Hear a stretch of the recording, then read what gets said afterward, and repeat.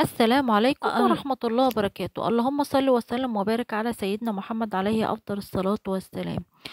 ازيكم حبايبي، عاملين ايه؟ وحشتوني. النهاردة هنبتدي موضوع حلقتنا النهاردة بقى هنعمل حبة كده أكلات.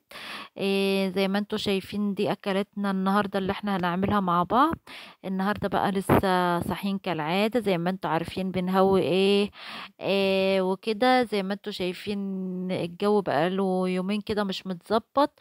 بس سبحان الله الشمس طالعة، بالرغم ان هو الجو هوا كده وسقعة، بس الشمس طالعة سبحان الله.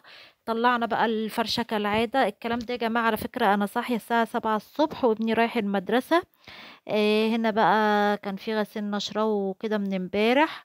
هسيبه ينشف براحته لاني نشره متأخر وهشيله بعد كده.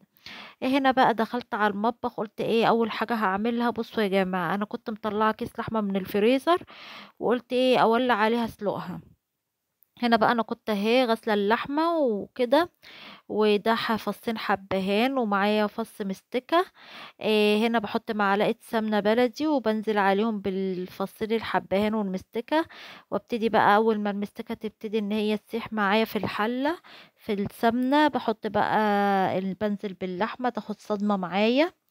طبعا على بال ما تاخد صدمة معايا انا كنت مولعه لها ميه في البراد تغلي معايا عشان احطها عليها بعد ما اشوحها. هنا بقى انا نزلت باللحمه، نزلت الاول بفصين الحبهان وبعدين المستكه وبعدين اللحمه بتاعتي. هنا بقى حطيت ملح اسمر وهبتدي بقى ان انا هنا بقى كنت نزلت عليها بالبصل اهي بعد ما حطيت عليها الفلفل الاسمر. هبتدي بقى ان انا اقلبها معايا تاخد الصدمه من جميع النواحي. انا بقى كنت حاطه لها زي ما قلت لكم ميه في البراد تغلي معايا، وهبتدي ان انا انزل عليها بيها واسيبها بقى ان هي تتسلق مع بعضها وكده. هنا كانت اتشوحت معايا اهو زي ما انتوا شايفين. هنا بقى هي دي الميه اللي انا غليها في البراد هنزل على اللحمه بيها.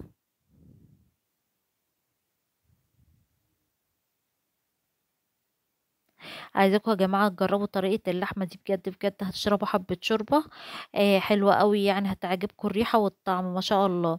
هنا بقى كنت بحضر الفطار على بال ما اللحمة تستوي معايا او تتسلق معايا. هنا بقى ده فطارنا النهاردة، ده البيض. وكنت سلقة بطاطس بردك، ودي بقى خلاص كنا طفينا على اللحمة طبعا لانها كانت استوت معايا زي ما انا قلت لكم ان انا اول ما صحيت كنت مولعة عليها. هبتدي بقى ان انا اعمل الفطار وكده نفطر وبعدين اخش على الغدا باذن الله. هنا بقى انا بوريكم قطع اللحمه في الشوربه.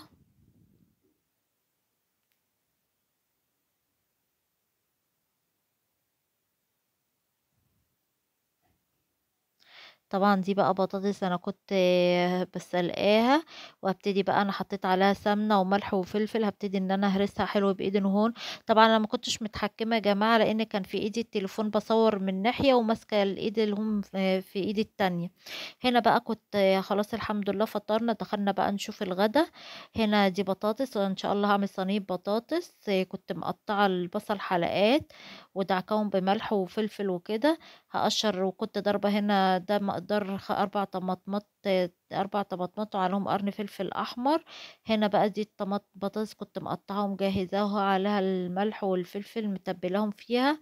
هبتدي بقى ان انا اشوح البصلة اخليها تدبل وبعدين انزل عليهم اخلي اللحمة تاخد ريحة البصلة.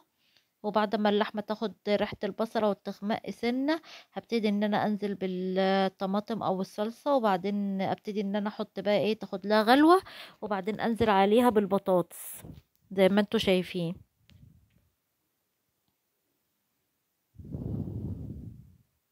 هنا بقى اللحمة معايا اهي.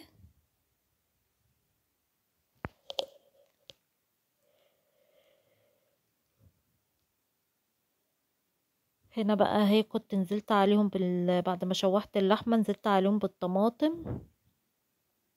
هنا بقى اهو كنت مولعة عليها، حطيت البطاطس وولعت عليه او كنت مولعة عليها. هسيبها بقى تستوي مع نفسها كده تاخد وتدي مع نفسها، وبعد ما هتخلص هقوم مدخلها تحت الشواية تاخد وش. هنا بقى دخلت على الرز اللي هو ابو شعرية بتاع كل يوم. هنا بقى بشوح الشعرية وبعدين هنزل عليهم بالرز. وكده انا وريتكم طريقة الرز قبل كده يا جماعة على فكرة. هنا بقى كان الاكل خلصان معايا صينية البطاطس باللحمة ورز بشعرية وشوربة وسلطة. يلا بقى اللي بيحبني كده يخش يعمل اشتراك في القناة، ويفعل زر الجرس ويكتب لي في التعليقات ايه رأيه في فيديوهاتي. بحبكم في الله، ما تنسوش بقى في الاشتراك في القناة. بحبكم في الله، والسلام عليكم ورحمة الله وبركاته.